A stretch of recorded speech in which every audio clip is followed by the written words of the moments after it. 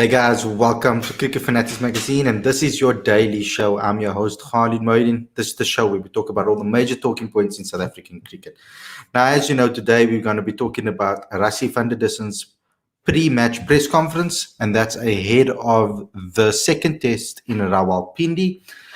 It's something that we really want to dive into because it's our first actual conversation about the second test, and we're going to be talking about what he had to say. And obviously, I have Aditya on the show, as you've become accustomed to. I know you guys, I see your comments. I know that you guys love his insight.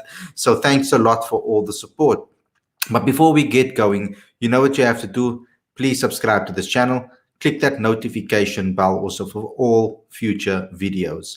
Now, we also have a Patreon that you guys can join right now. You can become a patron today. The link is in the description. You're going to join us on this journey and really support us. And we'll be supporting you too. This is a journey that we both can go on together. The super chat is also activated, so you can get involved with that. I've just posted the super chat instructions in the comment section. It's the bottom right of the live chat. There's a $sign. You can click on that and you can contribute with a super chat. So let's get into the discussion today. Let me bring on Aditya. Welcome to the show, brother. Always excited to speak to you. Obviously, this is all about Rassie, one of the top performers of the first test. We're saying inverted commas top because there weren't a lot of top batsmen in that particular test. So we're really hoping that in Rawalpindi that we're going to see some conditions that are a little bit different and more for South Africans, favor South Africa's batsmen a little bit more. Can you give me a quick summary of the press conference? What is your initial thoughts of the press conference, and what sort of signs, or I wouldn't say secrets, but what are some of the signs that Rassie gave as to what we can expect from Rawalpindi? Rassie appeared to be pretty relaxed, and the press conference was to a certain degree a reflection of what went wrong in Karachi. So he stated quite unequivocally that 220 simply wasn't enough. The aim was to get to 350, and there was a sense of regret that the batsmen were unable to execute because everyone felt that the preparation has been great. And if we look at the press conferences in the lead up to the match, Mark Boucher said it, all the batsmen said it, Faf said it, that they've been over preparing and trying to cover all their bases because there were a lot of unknowns. So that was there. And then, of course, he analyzed the Pakistani bowlers' performances, where the seamers were able to exploit reverse swing. And obviously, Yasir Shah was going to pose challenges. I think everyone sort of expected that. So he was quite honest in his assessment of the Proteas' performance in the first game. And beyond that, I think he was talking a little bit about looking forward to his first test century or first century for the Proteas and so on. But all in all, it was a pretty relaxed press conference, and there was no sign of defensiveness or stress on his part. Yeah, I think that's just how Rassie is as a person. I'm going to go and open up the first video that we have for you. I only have two for you. I've clipped two that I thought was important. The one is his assessment of the first match that he's played now in the subcontinent, and this is what he had to say. We the subcontinent, and you speak to a lot of previous players and current players and guys who've been successful here, and they sort of prepare you for what you're going to expect. And I was glad to spend some time in the middle, and all the things that we spoke about, it was sort of exactly what I expected. So it's good to be out there and knowing that your preparation and execution or your plans was good. So I'll take some confidence from that. I think a guy like Aiden as well. So it's the learnings we take into the final game now. I think it was my first match in the subcontinent, so quite happy with it.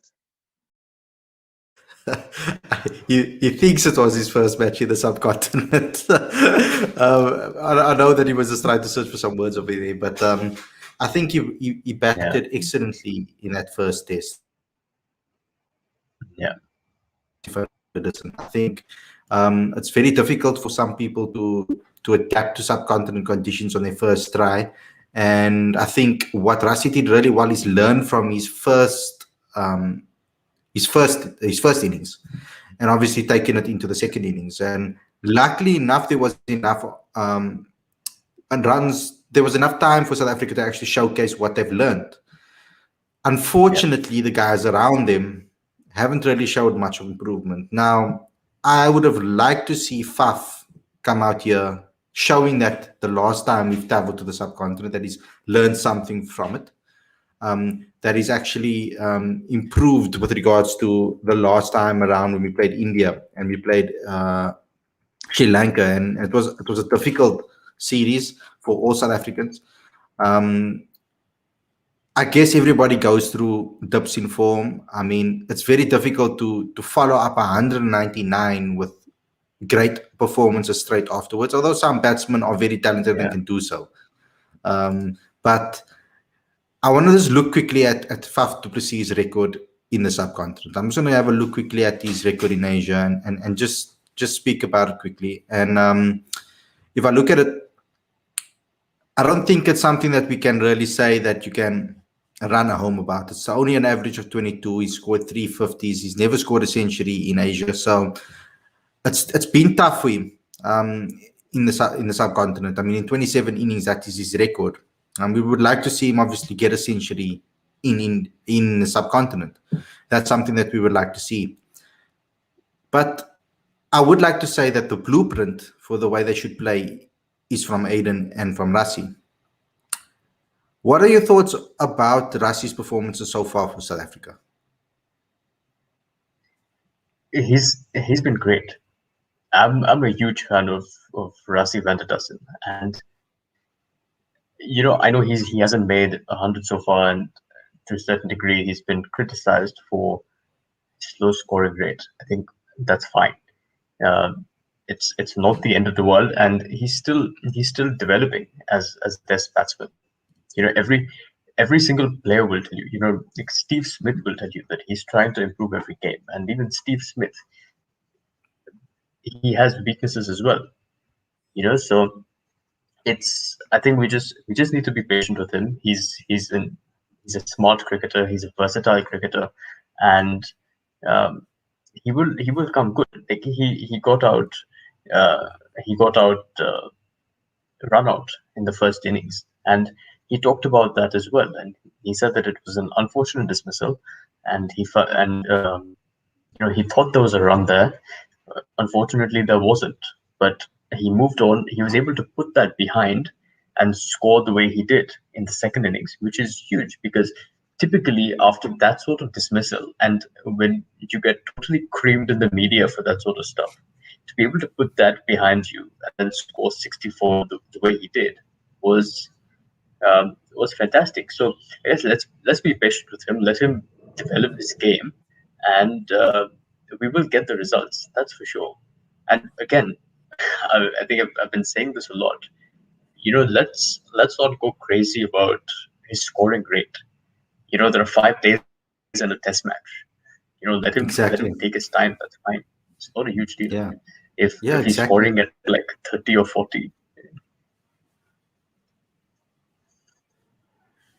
Yeah, especially when you have like the combination of Dean and Aiden up front. Now, okay, Aiden played a little slow in the first test, but he's generally a type of guy that's a quicker scorer. He scores a lot faster, generally speaking. Yeah. So it's fine to have an anchoring type of player at number 3. Look at Jacques Kallis. He was that type of guy. He took his time at the crease. He never really tried to rush it. You need to have those players, especially in Test cricket. Now, Rassie also spoke about the differences between spinners in the sub compared to spinners in South Africa.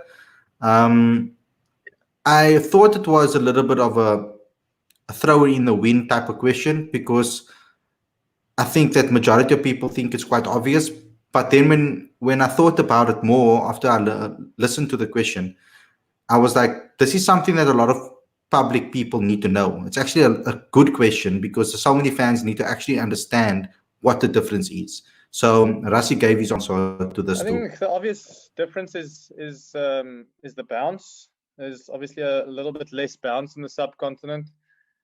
Spinners start bowling quite early on, so the ball is newish. So it's a low bounce, sort of that's with the skid in South Africa. Once spinners bowl a new ball, it's normally they get a lot more bounce, which brings the slip into play, but sometimes takes LBW out of play. Where the subcontinent, all dismissals are in play the whole time. The ball's not bouncing over the stumps, so you really got to set yourself up to sort of counter the bold and LBW, and obviously there's catches around the bat. So I think that's the major difference. Every ball basically is all dismissals are in play. That's the obvious difference for me. And the answer is what made that question so brilliant. And I think it's the answer that the person that was asking the question was expecting. So that shows why South Africans struggle, because when they play in South African conditions, they do struggle because they don't really face that type of conditions where the ball is going to get you out in that particular way. So you play differently. The way you play, the way you handle the spin, you play it differently than when you play it in the subcontinent. Now we could see that getting forward is very important in the subcontinent, especially in that pitch at Karachi, getting forward to the pitch of the ball, making sure that you don't play too much on the back foot, making sure that you leave the balls that are going down leg, because if it's pitching outside leg, you can't get called LBW. So things like that they need to take into account, because it's so natural for you to want to play at things that you don't need to, and learning that patience, like to just know that another ball will come. If I don't get this one now, I will get the next one. Just to hope for a better ball in the future. It will come. So that patience is so important. Aditya, what do you make of that particular analysis from Rassie? What Rassie said, it actually reminded me of an email that Rahul Dravid had written to Kevin Peterson.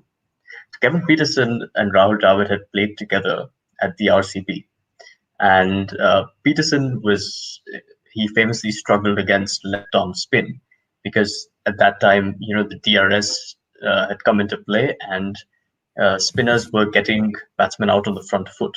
LBW decisions were being given. So Peterson had to find a way to counter that. So Rahul Dravid, in that email, he basically outlined a bunch of drills that Peterson should do with Graham Swan and Monty Panesar in order to be able to counter spin. And in essence, Dravid was recommending that Peterson play the ball as late as possible and not commit, which Peterson generally has had the ability to do. Right? And so he recommended a bunch of drills, such as like batting without his pads on, so that his hands would get to the ball as late as possible, because subconsciously you don't want to injure your knee, when you're batting without pads. So I feel like it's that sort of stuff that would really help the South Africans, because what I'm sensing now, and particularly starting from that tour in 2015, when there were these massive dust bowls, and let alone the South African batsmen, even the Indian batsmen were not able to perform on those wickets.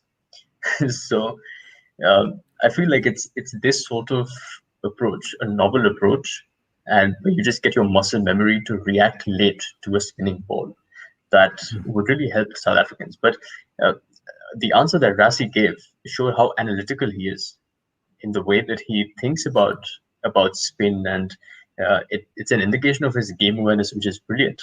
So again, as I said, we just need to be patient with it. That he's going to be a superstar for South Africa.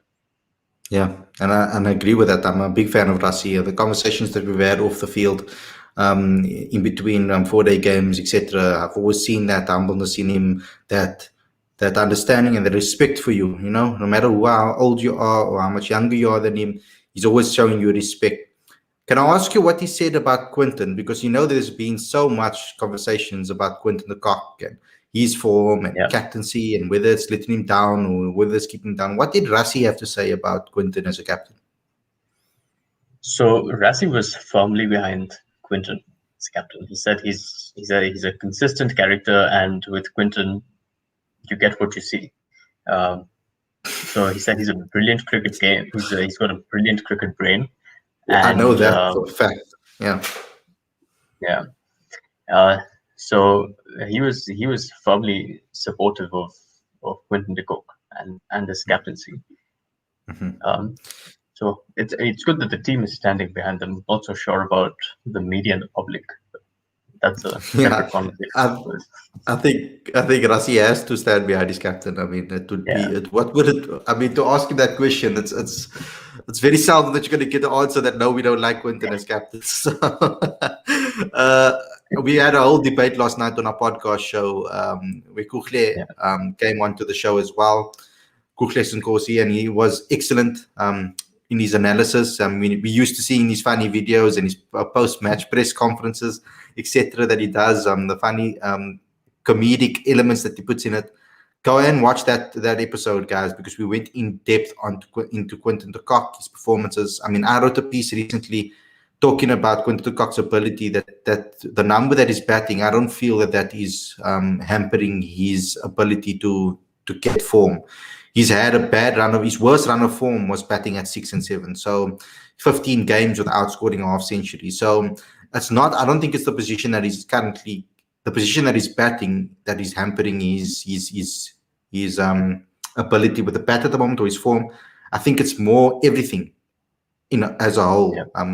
I think it's the bubble, coming from bubble to bubble. Remember, he's been in the bubble longer than Rassie, longer than Aiden, longer than Dean Algar, longer than a lot of the batsmen in that group, because he came straight from the IPL, from that bubble, straight into another bubble, straight into South Africa's bubble. So it's been very, very difficult for Quinton for a long, long time. And I think for him to be able to cope with all of this, because he's the type of guy that likes to go outdoors, adventures, and do those type of things. I think it's starting to take a toll on him.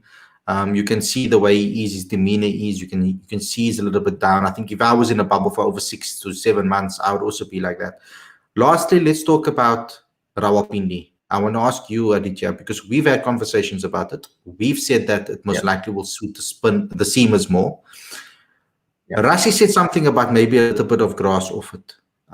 Does that maybe lean towards South Africa taking a second spinner? Do you think that we'll play a second spinner in the test? Because I mean, I would still go with a second spinner, and I'll play with an extra batting all-rounder and playing Vian Mulder. That's what I would go for.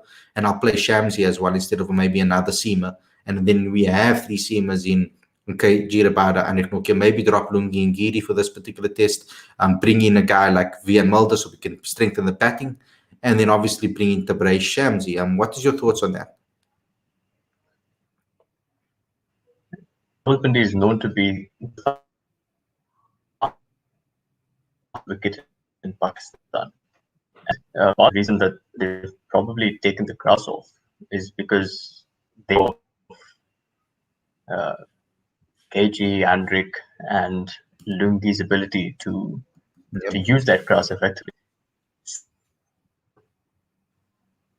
So to me, I think it'll still be a fast wicket. I don't think that the nature of it will change fundamentally. My personal preference would be to see Vian Mulder in there, because I think he's high on confidence and his discipline is great. Taking 2 spinners on that wicket to me would be a bit of a risk. The Pakistani batsmen are comfortable facing spin. They appear to be comfortable facing the fast bowlers, and you have an additional fast bowler in Vian, a disciplined wicket kind of fast bowler, and to me, I think that would be a more potent bowling lineup as opposed to having an extra spinner. Okay, awesome. So me and Aditya going against each other on that particular selection. Okay, guys, thanks a lot for tuning in. Thanks a lot for letting us know what you think in the comment section. Sorry that I didn't get to all of your comments. I only got 20 minutes today to obviously chat with you. Thanks for tuning in. Don't forget to like, comment, share, subscribe, and click that notification bell for all future videos. Don't forget to subscribe to Cricket Fanatics magazine, the monthly magazine. It's for free. You can get all the editions. Click on the link on the screen or in the description. Go to cricketfanaticsmag.com for all your updates as well. You can now become a patron All you have to do is click on the link in the description, follow us on this journey, help us grow as a community. I want you guys to all be a part of this community and help us grow and reach new heights, and possibly be able to maybe we can get some sponsors on board with your help. With your patronage, we can also get some sponsors on board to maybe help us provide better and more exclusive content for you. Also, if you have a small business, or you know anybody that has a small business and looking to make sales online, even if your business is offline, we can help you in that venture. So click on the link in the description and look at the free tutorial on this channel. Thanks a lot for watching, guys. Thanks a lot to Aditya for coming on and giving us his time once again. I know it's quite late there in India, and he always is so dedicated to give us his time. Go read his piece on Rassie's press conference as well on the website. Thanks a lot for tuning in, guys, and we'll see you guys again tomorrow with another video. Take care.